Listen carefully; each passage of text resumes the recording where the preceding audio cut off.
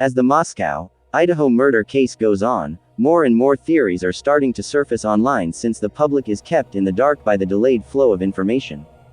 4 University of Idaho students, Kaylee Goncalves, 21, Madison Mogan, 21, Xana Kernodle, 20, and Ethan Chapin, 20, were savagely murdered at their off-campus house in the early hours of November 13.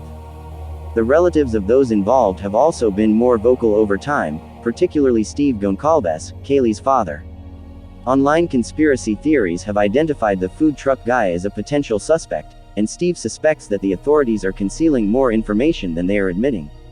A student named Jack Scholter, according to claims made online by those keeping track of the case, was the young man observed close to the food truck where Kaylee and Madison had previously ordered food before being killed. Despite there being no formal confirmation of the man's identification, Scholter is thought to be the man captured on camera with Kaylee and Madison outside the Grub Truckers food truck. The fact that Idaho police earlier acknowledged that a man in the video had been ruled out but withheld his name is significant. Following the assumption of his identity, those interested in the case have began searching through Showalter's social media accounts, mentions, tags, and anything else that would provide them with information on who the man is, and how he might be connected to the murder. Users of Reddit claimed Scholter was recently expelled from his fraternity chapter of Delta Tau Delta at the University of Idaho for acting inappropriately toward women at parties. These claims have since started to appear everywhere on forums debating the crimes, though without an official source. However, they did find images from Showalter's mother's Facebook, dated 2015, that show him in the act of hunting, standing in front of an animal carcass that has been torn apart with a variety of hunting knives scattered across the ground. Many people think that one of the hunting knives that was found on the ground was a Ka-bar-style knife. According to reports, the Moscow Police Department has been checking nearby shops if they sold the same blade. Some unconfirmed reports stated that his alibi for the night of the crime was that he had immediately left the area the night of the crime to drive to his parents' cabin 5 hours away. It was also reported that he was at the Corner Club on the night of the murders, where Kaylee and Madison also were. Although it might not appear like a lot of solid proof and hard investigative research, Kaylee's father seems to be subscribing to the same views.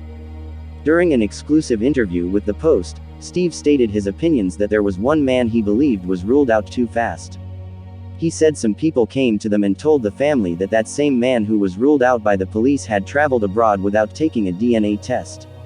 Many people believe he was referring to Scholter. Steve had said before that he believes that the alibis should be released to the families. Sources said that Scholter had once appeared on one of Xana Kernodle's TikTok videos earlier this year in April. Hence, he probably already knows the layout of the student's apartment, making him a probable suspect.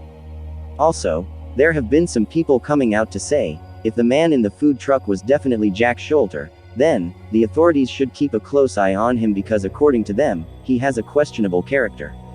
Here is a post from someone who claimed to have worked with Scholter in 2021. Hello, I'm so sorry to hear about the students who were murdered recently. Also, thank you for all the hard work you all have put in. I am originally from Boise, but currently leaving out of state. So, I hope I am still allowed to give any possible helpful information pertaining to the case. I couldn't help but notice that a young man named Jack Scholter may have been a person of interest. I only bring this up because I used to work with him at Flatbread. Summer of 2021 to be exact. I am not sure how much information you all were able to gather from him, but I couldn't help shake the feeling that he may be involved. I hope it is not my own personal bias as I didn't work with him for long. But there were just some specific behaviors that gave me an eerie vibe. According to my boss, he was a seasonal employee and would be going back to college later in the fall. At first we seemed to be able to work together fairly well, but a few shifts in, his demeanor changed completely. Another female coworker and I were in the middle of a dinner rush, and apparently, a mistake was made somewhere and he started blaming me for things that I didn't do, saying things like, "You are the dumbest bitch I've ever met," and pacing around, standing super close and getting in my way when I tried to put some space between us. In an attempt to ease the tension, I decided to play along by saying, "Thank you so much," hoping maybe he would shift course, or at least, ease up a little, but instead, he became even more aggressive and started towering over me and shouting.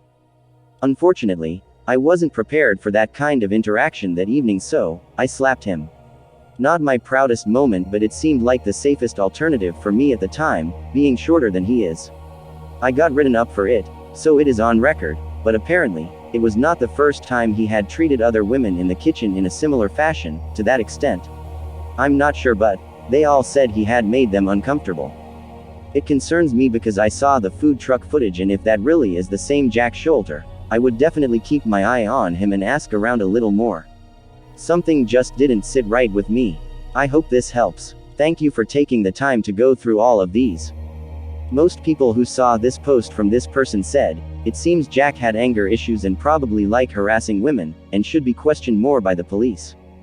However, other sources are giving us a different look to the case. The other guy Jack was having a conversation with in the food truck video said, Jack was cool and never gave off weird vibes. He said Jack was there to make sure the girls got home safe since they were drunk. Jack may or may not be the suspect we all are looking for. Here is another post with a completely different view, from a source that claimed to have connections in Moscow. In their words, they said, don't know if I should post this, but I am originally from Moscow and most of my family still lives there. Yesterday, someone I know that still lives there called me and told me they had just spoken with the police.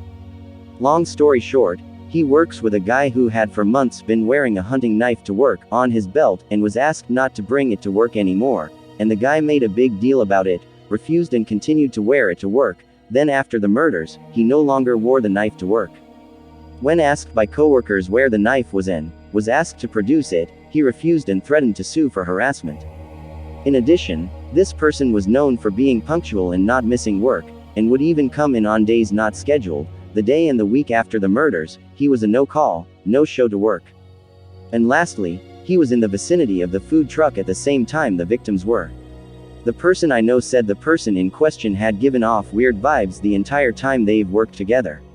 Supposedly, no one on the crew liked working with him because of his weird behavior.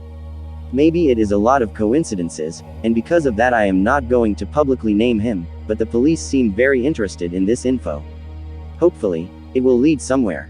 Apparently, Jack Sholter is not the only online suspect. The police has a lot of leads to look into, just like this other guy whose name we do not know at this point. More leads are coming up as the team of investigators in Moscow are now looking for the occupants of a white vehicle that was seen around the vicinity of the murders during the early hours of November 13th. Also, a neighbor has described some of the noises he heard from the area of the home where 4 University of Idaho students were fatally stabbed on the night of the incident. The neighbor, Inan Harsh, told the Idaho Statesman that he lived just a few doors down from the Kings Road residence and said that it was normally a very noisy environment due to many parties. Harsh said that on the night of November, he returned home from work and believes he heard a scream from the neighbor's home, but noted that he cannot be sure if it came from that exact home. After the investigation, Harsh said he had told investigators at the home of the murder that he had seen a black luxury SUV that he hadn't seen in the neighborhood before, parked a few spaces from the front of the home when he made it back home early. With that said, online sleuths have looked into pretty much everyone associated with the 4 victims of this crime. All of the rumors about Sholter are still rumors though. I do not even have confirmation from the authorities at this time that he is indeed the man in the food truck. It is important to reserve judgment until an official suspect is named and more information is given by law enforcement. I will bring you all more updates as the case keeps unfolding. Make sure to like, subscribe and turn on your post notifications. See you in my next video.